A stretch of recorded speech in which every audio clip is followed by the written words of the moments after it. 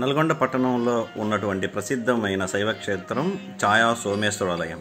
ఇది నల్గొండ పట్టణానికి 4 కిలోమీటర్ల దూరంలో ఉన్నటువంటి పానగల్ అన్న గ్రామంలో ఉన్నది.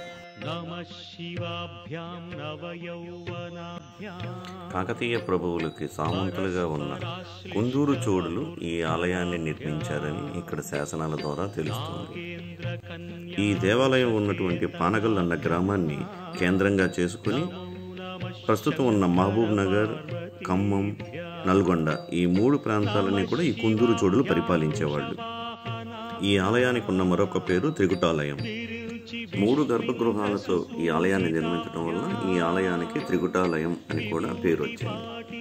ఆలయ ప్రధాన ద్వారం ముందు ఉదయ సముద్రం అని ఒక పెద్ద చెరువు ఉంటుంది. ఈ చెరువుని ఉదయరాజు అన్న చోళరాజు 1124వ సంవత్సరంలో తవ్వించినట్లుగా ఇక్కడ శాసనాల ద్వారా తెలుస్తుంది.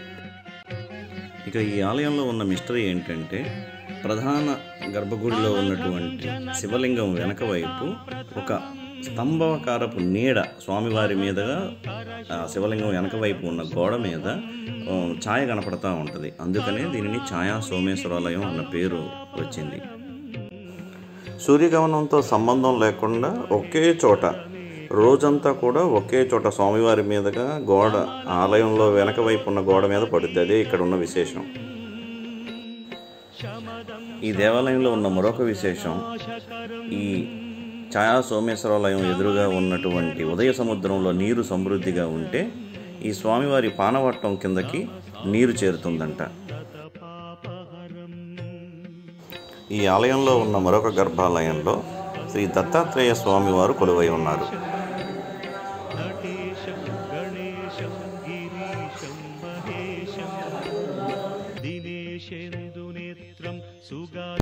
మూడవ గర్భాలయంలో ఏ స్వామివారి విగ్రహం లేదు, ఖాళీగా ఉంది. మహమ్మదీయ రాజులు మన దేశంలో మిగిలిన దేవాలయాలని కూడా ధ్వంసం చేసినట్లు ఈ దేవాలయాన్ని కూడా ధ్వంసం చేశారు.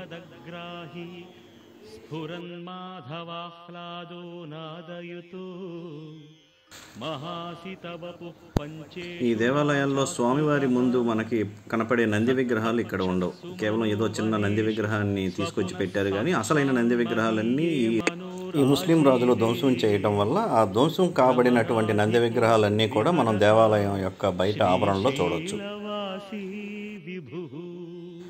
ఇదండి ఛాయా సోమేశ్వరాలయం యొక్క చరిత్ర. అందరూ తప్పనిసరిగా ఒకసారి దర్శించవలసిన పుణ్యక్షేత్రం ఇది.